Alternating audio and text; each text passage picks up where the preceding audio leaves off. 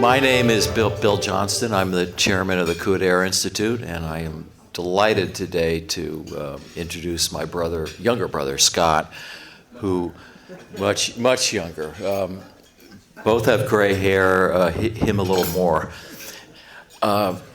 Scott, you'll find it is an interesting guy. He's had numerous careers. He everywhere from a nightclub manager to a hedge fund guy to nightclub, restaurant, tech, a high-tech guy, all this stuff. Anyway, but his recent career is he's written 2 novels, and the most recent one is The Sandersons Fail Manhattan. We are giving away free copies, which I think if you're nice to Scott, I'll sign one for you. They're up at the desk with Debbie. But what he's going to talk about today is how to write a novel, both partially about the creative process, but also about how to get it published. Obviously, you could self-publish, but if you're dealing with a real publisher, which both of Scott's books were published by St. Martin's Press, how to deal with them and what the economics are and so forth. So I think you'll find it an interesting talk. So without further ado, here's Scott. So, what a backdrop. Thanks for having me. Again, thanks for having me. The topic today is, so you want to write a novel. And one thing I've discovered since getting into this game is there are a lot of people who are intensely curious about the whole thing, and a lot of would-be novel writers out there. And I'm here to lift the veil a little bit. We'll cover a few areas. First, the state of the industry, because aspiring writers should know what's going on. It's not pretty, a little preview. Second, process. How does one actually go about writing a novel? Third, how do you get it published? Fourth, what's it like dealing with a big publisher? A lot of people ask me questions about that. And finally, some inside dope. Mind you, I'm a relative newcomer who arrived at the industry's doorstep in a state of full naivete not long ago. I thought, I'll just write a novel, never having written one, or any kind of fiction, and naturally someone will publish it. Sure. Actually, that's pretty much what happened. But for the moment, we'll put that aside. I'll explain that all momentarily. I came into this knowing nothing, and in some ways that makes me the right person to talk to you about it. I've learned a lot. So the state of the industry, in a word, bad. As my editor once told me, there are more people who want to write novels than there are who want to read them. There are 5 big publishing houses. They're all located in New York. You've heard of them. One of them, Macmillan, publishes my work through their imprint, St. Martin's Press. And they're all dying a slow death. Why? How about because for the first time in history, fewer than 50% of American adults actually read books at all.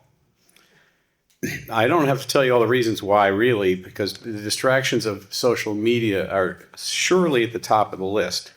In fact, it has been proven that the average user of TikTok will not watch a video that is longer than 35 seconds. As I've been speaking a bit longer than 35 seconds, if anyone feels the need to get up and leave, no judgment. We're good? Okay. I've got an audience. The industry makes most of its money in 3 ways. Celebrity authors, franchise authors like James Patterson, who I think lives here in town, and Stephen King, and perennial bestsellers like The Lord of the Rings or a handful of children's books. In fact, Campus Land, when it came out, got as high as number 15 on Amazon's bestseller list. The number 14 that denied Campus Land from rising any further, The Very Hungry Caterpillar, which you probably read to your kids. It came out in 1969, has sold 60 million copies, and whoever wrote it probably lives down the beach here somewhere. Bestsellers are rare. The industry will publish about 60,000 titles a year, and only 200 or so will sell more than 100,000 copies. Here's a question for the audience. What % of published books sell more than 1,000 copies. Anyone want to take a stab at that? Someone throw out a number. Someone said 5%. You win. It's 4%, actually. And this is books coming from publishing houses. It doesn't include the countless self-published books that come out every year. 50% of published books sell fewer than, are you ready for this? 12 copies. And if that, I mean, you'd think your friends and relatives would get you above 12, right? But if that sounds unbelievable, it comes from data collected by the DOJ in an antitrust trial just 3 years ago. Online, in Kindle books. You're not talking paper books. You're talking about. It includes, yes, all forms. Yeah. So the truth is, the publishing model is very much like the venture capital model. It's just less profitable. So if you know the VC world, you know the basic model. You throw out 10 lines in the water, and seven things you commit to are going to zero out. 2, you might get your money back, and the 10th one, well, hopefully that's Facebook. It's no different with publishing, except instead of Facebook, it's The Handmaid's Tale or Where the Crawdads Sing. And instead of billions of dollars, it's millions. If you're curious about the economics for the author, they aren't pretty. Authors receive between 10 and 15% of gross sales on hardbacks, or about $3 a book. So if by some miracle you sell, let's say, 5,000 books, you make a whopping $15,000 on something you probably worked a year on. So what about those big advances? Not for new authors who aren't already famous. $10,000 to $20,000 is kind of a typical advance. To the extent huge advances still exist, they mostly go to celebrities. In fact, publishers spend most of their time chasing around celebrities, trying to get them to write books, as awful as most of those are. Why? Because celebrities bring their own platforms with them, social media platforms. And they're easy to book on Oprah and Good Morning America. So much easier for the marketing people at your publisher than trying to publish some new unknown author. The unimaginable tripe that must have been Britney Spears' book, The Woman in Me, sold 1.1 million copies in the first week. And there's zero chance she wrote a word of it. Then there are books by politicians, and I have to say a word about this because they are a scam. No one actually reads them. Has anyone here ever read a book by a politician? How many? One, couple people, okay. Charles Schumer wrote a book last year that I doubt 5 people read. And if I told you the book sold extremely well, which it did, you might say, gee, that's odd. How could it be if no one read it? It's called money laundering. And so what I mean by this is someone like Schumer will write a book and the National Federation of Teachers or something will buy 10,000 copies and they'll go in a warehouse never to see the light of day again. It's no different than people paying tens of thousands of dollars for an original Hunter Biden. It's totally sleazy and totally legal. By the way, if you're wondering why publishers give authors such a small percentage, I'll explain by way of example. Let's say you're Bloomingdale's and you're retailing handbags from Prada. And let's say that you totally goof this year and you misread the handbag market, and the darn things just won't sell. So what happens then? Well, you either mark them down until they sell, or perhaps you offload them through discount outlet stores. You eat the consequences of your bad judgment. Now, what happens if Barnes & Noble buys 2,000 copies of my latest book and can't sell them? Totally different deal. They get to put them back to Macmillan for a full refund. As far as I know, this dynamic is unique to the publishing industry. Anyone want to take a stab at why? Anyone want to speculate? It's not obvious, but the reason is tens of thousands of titles come out a year, and booksellers can't possibly read them to try and figure out which ones might sell and which ones might not sell, in the way that Bloomingdale's can look at a handbag and make a judgment about it. So the booksellers rely on the publishers to tell them what they think will sell and what won't sell. This free put from the retail level amounts to an enormous risk for getting wrong, enormous risk for the publishers for getting it wrong, a risk for which they need to be compensated. So thus authors who bear none of this risk make peanuts. The number of fiction authors making more than $1 million in a given year is estimated to be around 20. There are more people in the men's room at Goldman Sachs at any one time that do better than that. The median income for writers, according to the Authors Guild, is, get this, $10,000 to $20,000 a year. Parents, tell your children to make money some other way first. I often get asked about book tours.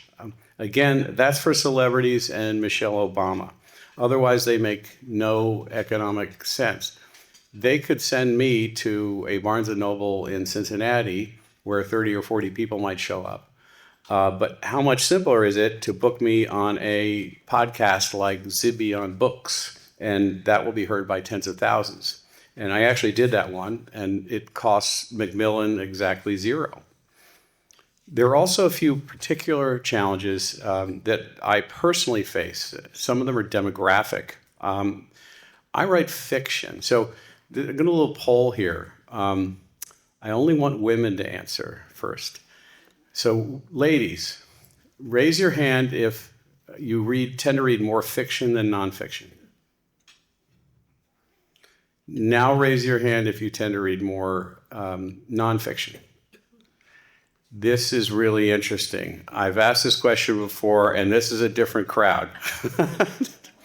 Because women read way, way more fiction nationally than nonfiction, and men tend to read historical fiction is still fiction.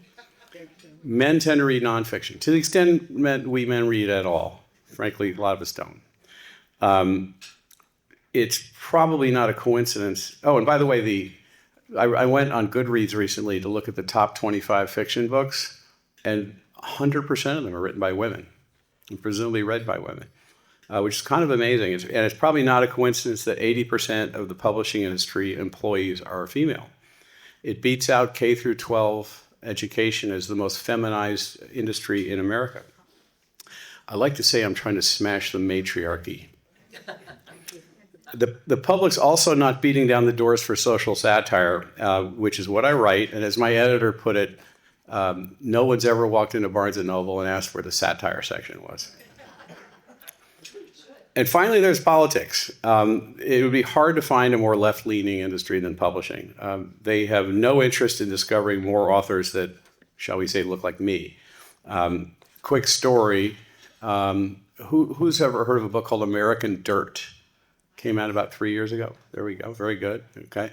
It was a bestseller. And it tells the tale of a Mexican mother, single mother, trying to get her daughter, I think, across the border for a better life in the United States. I haven't read it, but I think that's a synopsis of it. So you'd think that would be a topic very amenable to a progressive industry like the publishing industry. Not so. At Macmillan, there was a revolt over publishing the book, mostly led by the younger employees. In fact, the vast majority of the employees at Macmillan under 35 were adamant about not publishing the book. Why? Because it was written by a white American woman, and it wasn't her story to tell. She was culturally appropriating. It did get published, and it became a huge bestseller. So given everything I've just been saying, why on earth did I decide it was a good idea to become a novelist? Good question. It goes without saying, I didn't know any things I just told you. Would I have written Campus Land if I had? My wife certainly thought it was a ridiculous idea. It didn't come with health insurance, and she may have said something about my not knowing the first thing about writing fiction. Pretty sure that was the conversation. My gross ignorance was certainly useful, but I think I would have tried either way. There was all this cultural insanity unfolding on our nation's campuses, and no one was using it for satirical fodder. It just seemed like it had to be done, and that led to Campus Land. You write because you feel the need to, damn the torpedoes, not because you think you're going to get rich doing it. So let's talk about process. I get asked about that a lot. So ever read a great novel and wonder, how do they do that? Like, how do they have all those characters with different backstories and all these different plot lines that all weave together with a crazy plot twist or two, and it all somehow resolves together in the end in a satisfying way? Well, I wondered too. It seemed hopelessly complex. So one day I sat down and tried to figure out the how of it. I literally Googled, how do you write a novel? And if you think that sounds like an inauspicious start, I wouldn't argue too much. But I knew from years of writing cheeky blogs and investor updates for my clients and snarky letters to the editor that I had some facility with words. I just needed to figure out the fiction part. I once heard that the author Robin Cook, remember him, Coma? He had a big thriller called Coma and a few others. He read several dozen thrillers and then reduced them all to a simple formula. Such and such has to happen by chapter X, and the plot should twist by chapter Y, and the real villain revealed in chapter Z, and so forth. And he'd lay the whole thing out in advance on index cards. Okay, I thought I can do that. So off to Staples for some index cards and a corkboard. I think I got to the third card before I was completely lost. There are just so many things you can introduce and so many avenues down which the story can travel. If there are many authors who operate like Cook, I would be shocked. It's just too complex, and more to the point, you discover so much along the way. I settle on a process you might call plotting and iterating. You plot ahead a few pages at a time, perhaps not sure where the story's going, but you still have this North Star of what you want to say. In the case of Campus Land, I wanted to expose the monstrous ways in which wokeism was destroying our great universities. In Sanderson, my target was the rich and powerful who were allowing similar forces to play out lest their lives be inconvenienced in any way. It's in the plotting that things are revealed to you. You learn your characters' voices. Sometimes you have to go back 10 chapters when you realize, oh, Ellie Sanderson never would have said something like the way you wrote it down 2 months ago. So you have to go back and iterate. Plot twists, if you're lucky, they fall from the sky. But here again, if you come up with one, you have to go back and make some tweaks to seed them. That the seeding has to be just enough to make them plausible, but not so much as to give them away. Sometimes events in the real world help you move forward. You have your ear to the ground for useful material. Going full Walden Pond and writing in an isolated cabin is not the way to go. So you file away details and delicious little stories. Sometimes it might be just a wonderful turn of phrase that you overhear in a restaurant or something. For instance, I heard someone described recently as emotionally incontinent. That is great stuff. It really is. It could be the basis for an entire character. I may have dated her once. The other day I think I read on a website of a local brewery up in Virginia, and they describe themselves as craft forward. I mean, that's some exquisite bullshit. I could use that. So now here's a wonderful detail I used in Sanderson's, the Spence School in New York, and Sanderson's centers around a private girls' school on the Upper East Side. Anyway, the Spence School, they got rid of all the they got rid of every table in their dining hall because they were rectangular, and they replaced them with circular ones. Anyone want to take a stab at why? Sort of. It's all equal. Yeah, thank you. Because when you have a rectangular table, someone has to be at the head of the table, and that creates a power imbalance. Very good. Free dessert for you, sir. My wife, Kelly, points out that teenage girls will find a way to have a power imbalance no matter what the shape of the table. Details like this can make your novel sing, but you have to file away good stories too. So here's one from my college days that I repurposed decades later for Campus Land. There was this guy who was in my fraternity, great guy, wrestler. The assignment one day was, he took this art history class because he heard it was easy. And the assignment was, go to the Yale Art Gallery and find a well-represented artist and write a 3 to 5 page paper about that artist's stylistic evolution. So he goes down to the Yale Art Gallery. He'd never darkened its door before. And he goes around and looks at all the paintings. He examines all the little white cards next to the paintings, like very closely. And he finds a well-represented, really well-represented artist. And he writes a paper that he's very proud of on the incredibly long career and stylistic variation of the artist's circa.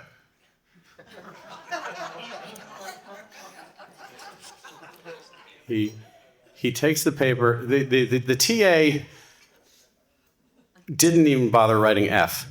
He used a big red marker and just wrote, "Are you a moron?" Perplexed, Chris went back to his room and showed his roommate, like, what's wrong with this? I was really happy with this paper. His roommate, a football player named Truck, immediately recognized what was wrong with the paper, started howling and ran into the dining hall and started waving it around. I was in the dining hall, so I know this was a true story and not just an urban legend. Here's another. There's a subplot in Sanderson's where one of the main characters, Will Sanderson, is given a directive by his boss. He's been told that their giant investment firm is trying to land a plumb new account, but one of the questions on the RFP is a bit tricky. They are to list all the LGBTQ members of their board of directors. The thorny part is that there is one board member they understand to be gay, but if he is, he doesn't talk about it. So Will is told by his boss that a big promotion awaits, but only after he confirms the necessary information, which leads to a hilarious scene where Will tries to determine if this poor fellow is gay. I didn't dream this up by sitting in a remote cabin. The whole setup is entirely based on a true story, one told me by a friend who runs a large wealth management firm. Real life gives you a lot to work with. Anyway, the best way to write a book is just keep moving forward, even if you don't know where you're going. If you're not thoroughly discouraged at this point, I have some other advice for any would-be novelists. One, your target is 85,000 to 130,000 words. Why that range? It's been determined by the publishing houses. Any shorter than 85, and people look at it and say, I'm not getting my money's worth. Any longer than 130, and they look at it and they say, that looks like a lot of work. Now, there are authors who are more successful who can get away with huge books. Stephen King can write however many words he wants. Tom Wolfe got serious logorrhea towards the end of his career. The editors kind of lose control of the very successful authors, and the books get longer and longer, which is somewhat unfortunate. But if you're new to the game, that's the range you're shooting for. It's about 300 pages. Number two, hook your readers early. A reader needs to know why they're reading the book. Like, what's the central drama that has to be resolved? What is the mystery to be solved? This is especially important in the area of digital books, because how many people read books digitally? Okay, so then you can read the first 10% or so without buying it, and you can just sort of pass on it if it hasn't hooked you. So it's especially important to do this in the digital age. 3, keep your chapters short. It keeps the story moving and your readers engaged. End them with a tease if you can. Keep them going. 4, don't make your pages look like a New Yorker article. So you ever look at a New Yorker article and it looks like it's just a wall of words, and you're thinking, oh God, this looks like work. I'm not going to read this. It's a psychological thing. It shouldn't matter at all that breaking up your paragraphs into shorter paragraphs, but it does. It makes things much easier to read. It can get taken to extremes. If you read a New York Post article these days, there's almost never a paragraph with 2 sentences, but it flows. 5, your principal characters need backstories. The reader has to know what drives them and what they need to resolve in their lives. 6, a good story needs a varied cadence. This is true of any art form with a time dimension like music or film. You can't have scene after scene of action because your audience needs a breather. And 7, and this is the end of my advice, 7, I actually read this somewhere when I was researching how to write a novel the first time. Of all the possible endings you can think of, choose the one that's most outrageous and yet still plausible. And I definitely embrace that. Okay, so you've done it. You've written that first novel. Now what? This is where I found myself a few years ago. I wrote and finished Campus Land without doing any research on how to actually get it published. So back to Google. How do you get a book published? And that's where I discovered the process. The short version is you need an agent first. Publisher websites all say, don't send us anything. We won't look at it. If you send us a printout, we're not going to send it back. Just don't send us anything. It's very intimidating. And by the way, there's all sorts of helpful advice out there along the lines of, it could take you a year or more just to find an agent, and you probably won't, especially if this is your first novel. And even if you get lucky, they probably won't succeed in finding you a publisher, but good luck. So how do you get an agent? You have to send out something called a query letter, in which you briefly introduce yourself and your work. You attach the first few chapters. There are dozens of agencies out there, and each typically has half a dozen agents. You read their bios and you see what they specialize in, what they're looking for, and you're only allowed to query one agent per agency. So here's a typical agency bio. I just looked this up the other day. Keeley is particularly interested in stories that examine our individual and cultural modes of sense-making. She loves authoritative yet evasive narrators, anti-heroes bound to their institutions or ecosystems, and histories that remind us of the importance of subversive communities and local action. I mean, what the hell is that? Keeley didn't get my query. I must have read through hundreds of these, and you may be shocked to discover that not a single one said, looking for old, inexperienced, heteronormative white authors seeking to skewer well culture. But I plowed ahead. Being a nerd, I created a big spreadsheet with about 40 agents or so that I would target. I sent one out first as an experiment to I thought an agent would be my best target. 3 weeks went by, and finally the response came, I don't think I want to read this. She didn't even read the 3 chapters that were attached. Before I hit send on the other 40 agents, I remembered I did in fact know one solitary person in the publishing industry that I'd almost forgotten. We went to college together, although I hadn't seen her in years. She was a senior editor for one of the very big ones. Very literary back in college. A member of the Elizabethan Club where they would talk Shakespeare over Pim's cups and cucumber sandwiches. If there was any social overlap with my jockey beer-swelling fraternity, it would have been a first in Yale College history. Anyway, I sent her my manuscript thinking she perhaps could point me to the right agent. 2 weeks later, I had a book deal. I had somehow breached the Magic Kingdom, and it's a really unlikely story, believe me. I never did get an agent. That college friend would become my editor, a wonderful woman named Elizabeth Beyer. Her boyfriend confided in me one night after a few drinks that she had a career-long rule never to publish friends. She broke it because she liked Campus Land too much to say no, which was deeply flattering. So what's it like working with a big publisher? The first thing you should know is that once they agree to take you on, it's 18 to 24 months before you stroll into a bookstore and see your book on a shelf. It's a real kick the first time, by the way. First time for me was the Barnes & Noble on Fifth Avenue. I walked in, there was a little stack of Campus Lands right near the door. So it's like a musician hearing their song on the radio for the first time. But anyway, the delay in publications have been a bit of an issue for me because I write about culture and our culture changes fast. Other than that, though, it's a wonderful experience. And a lot goes on during those months. You get a team assigned to you consisting of several editors, graphic artists, a marketer, and a PR person. Why several editors? Because they each have different roles. Your point person is called a line editor. In my case, it was Elizabeth. So she's your quarterback. Line editors focus on style and flow, suggesting word choices and ideas here and there. For instance, Elizabeth suggested with both novels that I add an epilogue because she wanted to know what happened to the fates of certain characters. I asked her once how many times she reads a book that she's editing. The answer is 4. And somehow she finds time to read lots of books that she's not even working on. I don't know how she does it. Next comes the copy editor. Copy editors are very technical, focusing on typos, misuse, semicolons, and the like. They are very good at catching inconsistencies and factual errors. And they're a quirky bunch, as you might imagine, and almost 100% are women.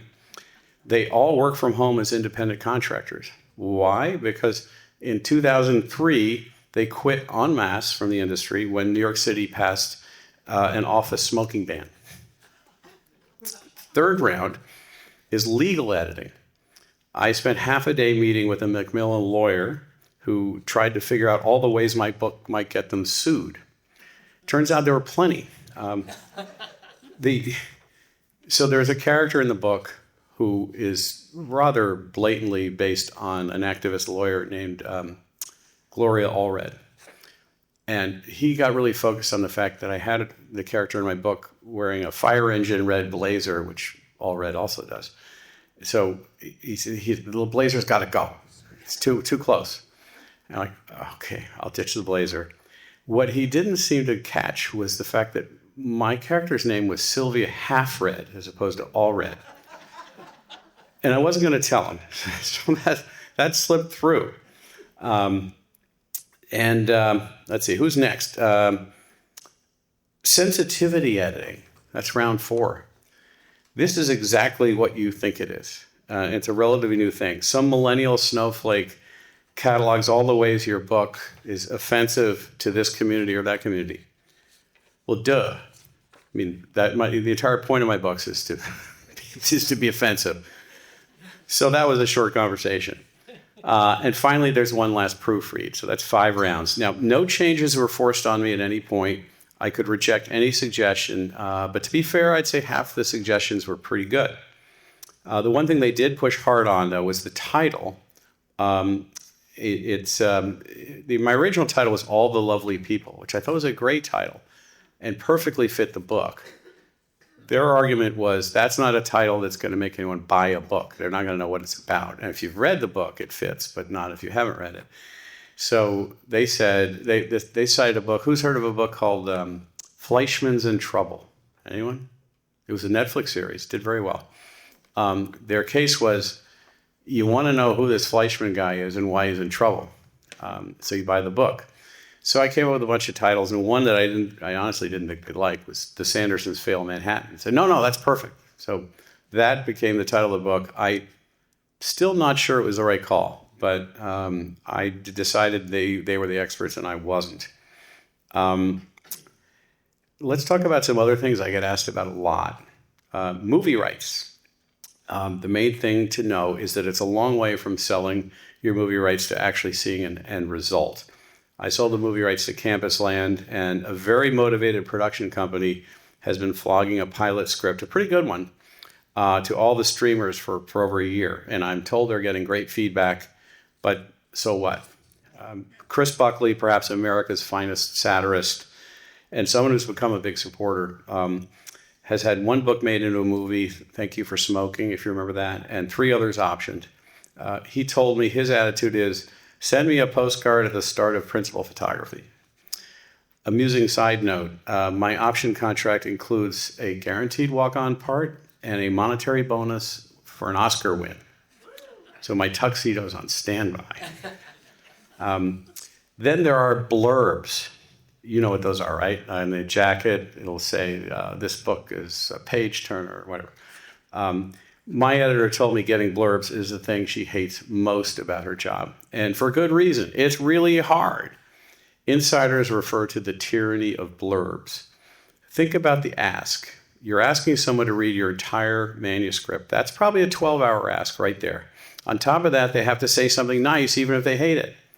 Most famous authors, and even some not-so-famous authors, are besieged with blurb requests. And they set up protective moats around themselves. Typically, only friends or other famous authors can cross the moat. The view in the industry is that blurbs are time-consuming and insincere, and there's an ongoing movement to ban them. I'm almost positive that the woman who blurbed for Campus Land, and boy, try getting a blurb for a previously unpublished novelist. She was a woman named Molly Jong Fast, never read the book, and did it as a favor to Macmillan. I say this because she's a frequent MSNBC commentator and a borderline Marxist. Campusland would have horrified her.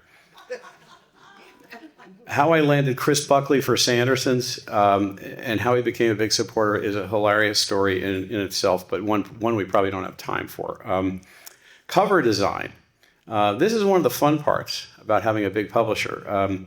They employ an entire team of graphic artists, and they will produce about half a dozen designs for you for your consideration, all very different.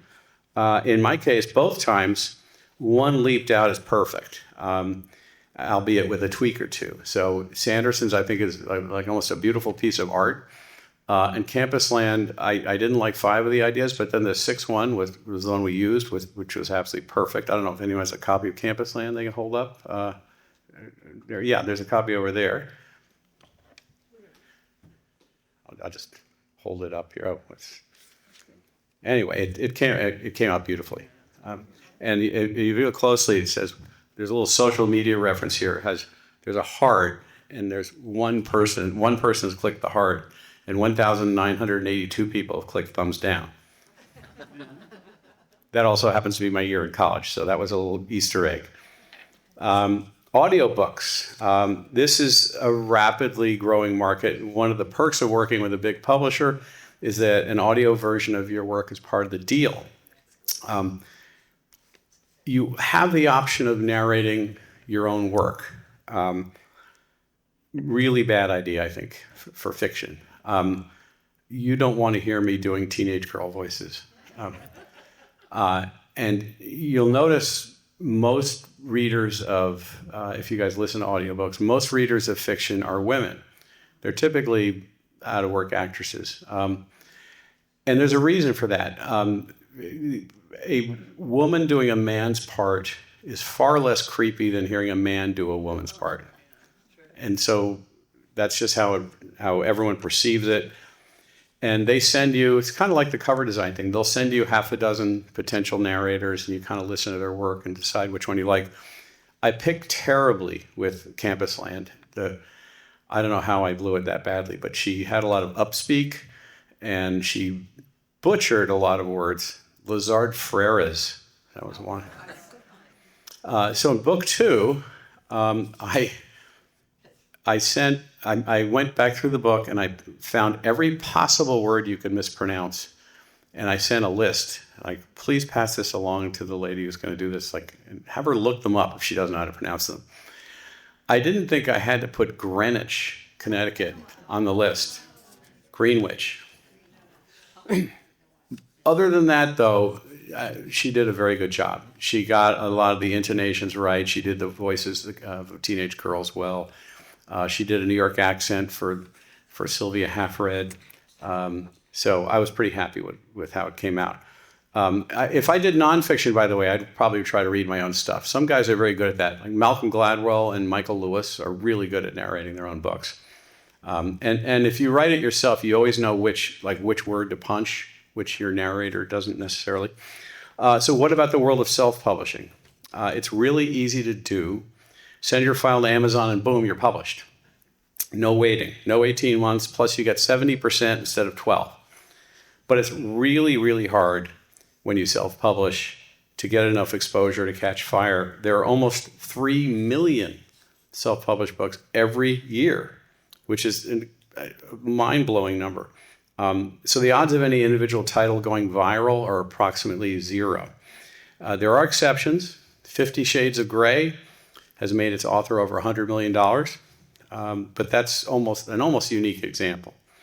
That's probably where I'll stop. Hopefully you know a little bit more about the world of fiction than you did yesterday, and hopefully I haven't depressed you too much. Thanks for hosting me again, and I will answer a couple questions if you guys want. Yes, there's already one. Do you use AI at all for the concept of your next book? So there's a guy named Fry, is it James Fry, who wrote a book called A Million Little Pieces that it was a memoir that turned out to be fraudulent, and it was a big scandal. He's written a more recent book. The guy's a complete jerk.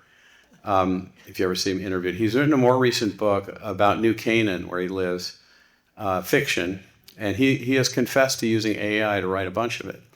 As an experiment, I haven't used AI in any of the books I've already published. As an experiment, I have a book that's I'm about 20,000 words in. I fed it into Grok and said, how would you finish this? And I got an 8-page, single-space, like, pretty intelligent response in about 10 seconds. It was the most amazing thing I've ever seen. And then it said, would you like me to write a sample chapter? I'm like, this is getting a little dangerous. I don't think AI can yet write a compelling novel, but by April, it might. It's a new landscape for sure. Yes? So which other fiction writers do you admire and possibly read, and why? So I'll read, everyone assumes because I write I'm very literary, and I'm really not. I'm currently engrossed in Dan Brown's latest novel. He's one of those guys who makes millions.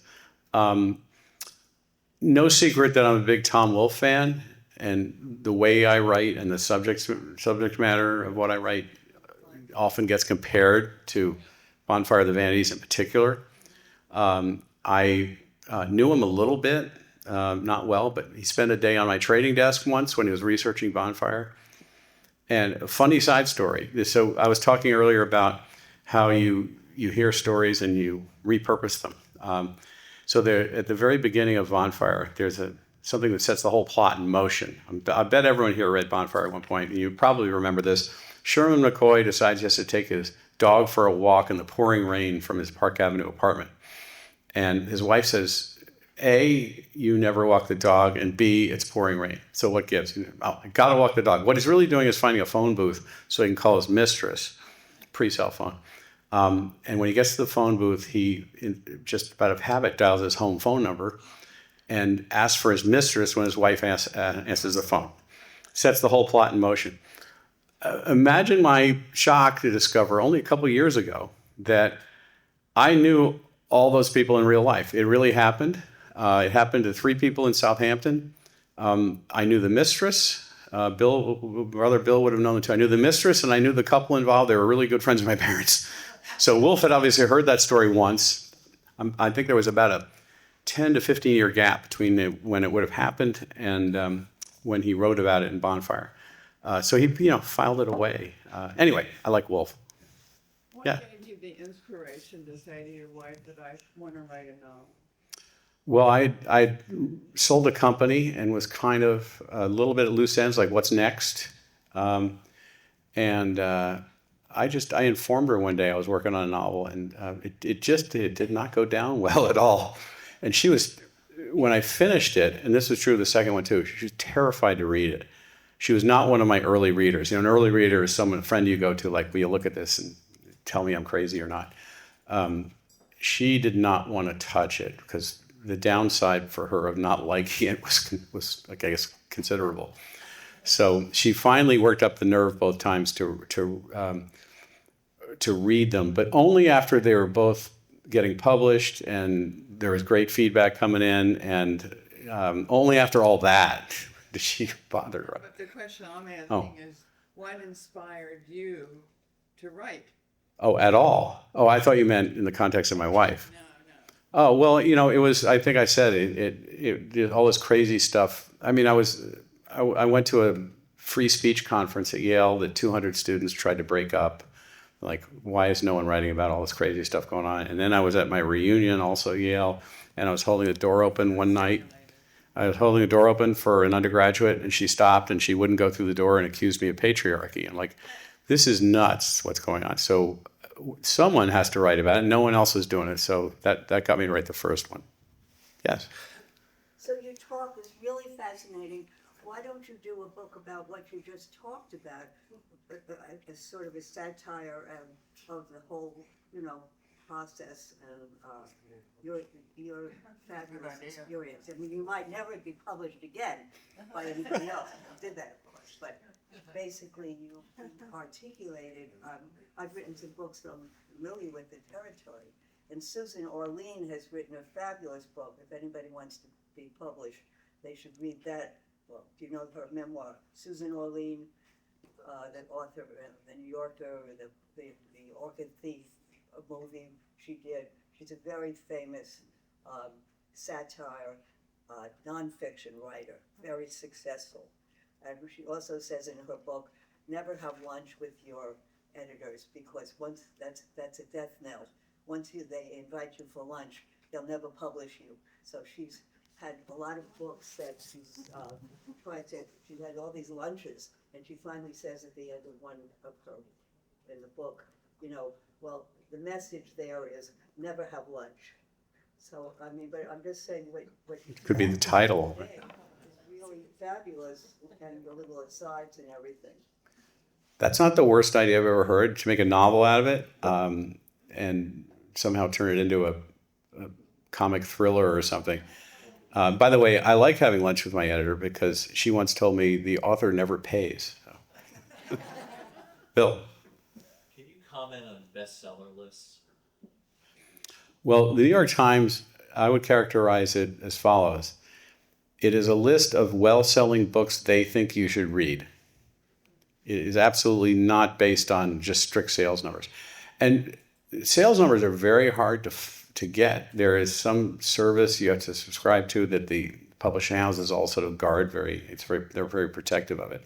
Actually finding the exact number of books that book XYZ is sold, it's very difficult. Amazon, I think they have their own algorithm. I think it's a lot more honest. It changes every hour. I didn't stay terribly long at number 15. That was very nosebleed territory, but it was cool being there briefly. And the other lists, I don't really know. I have some contempt for the New York Times list, though. I'm thrilled to hear you say that you probably admire Tom Wolfe most because having read, sadly, not your second book yet, but your first book, I can totally see the anomalous book for the Bonfire of the Humanities. But given the immense popularity, as you said, everybody in this room probably read that book at least at some point in their life. Is satire kind of going out of fashion? That I would think your books would be taken up. But that's because I'm also fun. But there we go. Probably, yeah. I don't know. I mean, Chris Buckley's still out there. Carl Hyacin isn't really satire. He's more comedic. I don't know who the other satirists are. So I'd have to agree with you. And I don't think I've ever walked into a bookstore asking for the satire section. I want a good thriller or something. So I kind of get it. You read a satire because someone has told you should read this book. So it's a harder sell for sure. And if there are any up-and-coming satirists, I have no idea who they are. That has to be the intelligent market. Probably, yeah. Bill? How do you set a price point for a hardcover book for a first or second time author? And then is there a progression to a paperback, resetting of the price point for the paperback? Not many books get turned into paperbacks. And the price point is originally, I think a suggestion from the publisher, but Amazon can price stuff wherever they want. And they actually move the prices around a lot. They've got some algorithm. I don't know how it works. So that's a bit of a mystery. And you will see the price come down with time as they want to move their inventory. So I don't know exactly how. It's about $30 a book for a fully priced hardback that's just come out. And then you'll see it scale down from there. There must be a base price for making a book, no matter what its contents are. Yes, that's why they love selling digital books. It's $0. I don't know what the cost of goods sold is for hardback. That's a good question. Don't know. Good question. I don't know. Yes. An English cousin of mine, close family member, was the head of Macmillan Farrar Straus for many, many years. Was moved over to Bloomsbury, retired there about 2 years ago. He's still on the board. But he now has his own publishing company for what he says are small sellers, like anywhere maybe from 1,000 to 5,000. And he has been inundated because he could not read any books that I threw at him, from friends. because there were no agents involved. But his company has done enormously well, the little one now. Well, that's good to hear. So you get a sense for the inundation part once you get a book written and published yourself, because I've had so many people come out of the woodwork reaching out to me thinking I somehow had the keys to the kingdom for them when I don't. And I try to protect my editor from this. Someone sent me, they'd reached out to me on social media, and I think they'd said some nice things about Campus Land. So they said, oh, will you read my book? And this was early on. I was still very naive, and I didn't know to say no. So I said, oh, sure, I'll take a look. And it arrives, a physical copy arrives one day. It comes in a giant box. It was 1,100 pages. And being nice, I started reading it, and it was not good.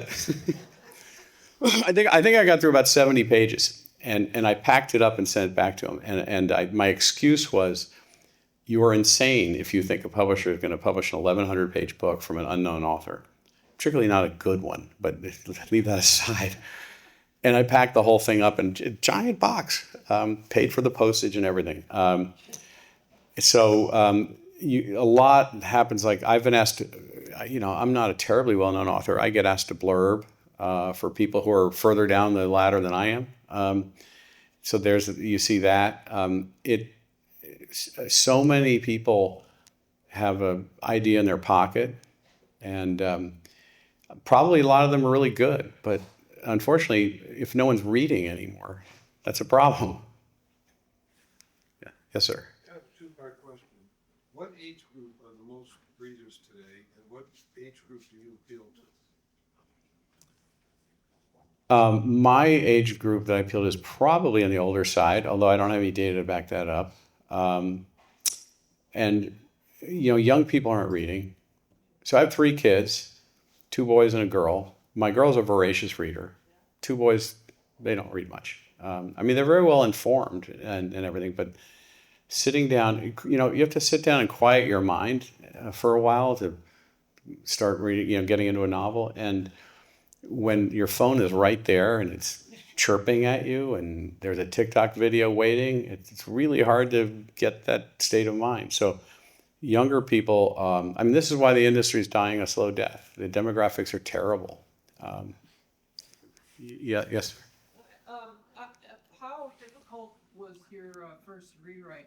So your first draft, and then you said your publisher read it, your editor. Was that first draft like a second draft a real challenge or a real rewrite? How difficult was it? The first draft is basically what you read in the book. In my case, the changes were words here and there. I had this idea actually that when you started this process, they were going to come in and tell you, get rid of that character and, like major things. No, not at all. So the only changes in both books, the only significant change was the addition of an epilogue in both cases. Nothing really was deleted. Some word changes here and there, but there really wasn't a second draft. Maybe that's unusual. I'm not sure. Since you have not written a book and you decided to do it, then you wrote it, and when you finished it, did you ask, how many friends did you ask to read it before you sent it off to professional thing, or were you a little apprehensive about giving it to your friends to read, or how did you go about then doing that? I wasn't apprehensive about it. I knew I was amusing myself, so I thought maybe my friends will be amused too. A couple family members, like Bill was an early reader, right? And Bill's wife, Vicki, and my sister, another sister-in-law, Claire, who reads tons of books. She was an early reader. There was one other woman there were 4 or 5 early readers. And you get some good feedback, and mostly you can tell when someone, obviously they're not going to say your book sucks, but you can always tell. You can gauge a reaction, like whether they're being completely sincere or not. And the reactions I was getting were pretty good. So it convinces you you're not crazy and maybe you can do this. What was your personal process as a writer? Did you try to set aside a certain number of hours per day or different days per week, or just kind of when it moved you to, I'm going to write something? Yeah, that. I'm not very disciplined, so I'll go a couple months sometimes without writing a word. There was a time there, actually, Campus Land I wrote in 6 months, so that was pretty fast. And looking back, that would be hard to replicate. But I was a little more disciplined about it then. Sometimes I get in a groove where I'll try to write a certain number of words a day. And if you can write a couple pages in a day, which is maybe 700 words, that's not a bad day. A novel comes out reasonably quickly if you can write 700 words a day. But a lot of it is you go in and if you can't think of what to say next or where to go, you go back a few chapters and just start reading in a random spot and rereading it. And like, well, I think I'll change this and that. And it just kind of flows into maybe something new. Oh, yeah, sorry. You said early on just like how daunting it is to kind of think about how, as you go forward, that it just gets more complex, and how do you bring this all together and then bring it to the end? And I just wanted to hear you say more about what that was like for you, like 3/4 of the way through. Like, is it like, oh no, or do you have some kind of, I don't know, like trick to doing that or whatever? Well, for me, the beginning is easy. It's easy to start a novel, and I have 2 partially written novels right now, and the premises for both, I think, are really good. But then you get about 1/3 of the way through to the middle part, and that's the really hard part because a lot of decisions you have to make. There's so many vectors the story can travel on, and does your protagonist have family members? Are they involved somehow? Or there's so many ways it can go. Narrowing it down is really hard. It gets easier towards the end because you've made a lot of those big choices, and you kind of see the finish line and have an idea of where it needs to end up. So I hate the middle part, honestly. Wally. Last time you were here, you did give us a bit of a preview of Sanderson. And could you give us a preview of what you're working on? So one's a satire about the art world, kind of the mob meets the art world and looks around and likes what it sees. And the other is less of a satire. It's more, I was just writing this at Dale last night. It's 2 brothers go to their father's reading of the will. They're estranged from their father, and the lawyer explains to them that if they want to inherit half each of what they think is a very modest estate, they have to go figure out where to spread the ashes, and they have 30 days to do it. And they're given a little GPS speaker, which means these actually exist, where it'll start talking to you only if you reach certain GPS coordinates. And so this sends them out on a road trip around America, and the voice coming out of the speaker is their father's. And it's a journey of discovery about their family and the misconceptions they had, and I could go on, but that's the setup, which I think is a pretty good setup. How many have I written? 20,000 words, maybe. I think I'm getting cut off here. No, I'm just looking at the ocean. Anyway, thanks, Scott, and thanks, everybody, for coming.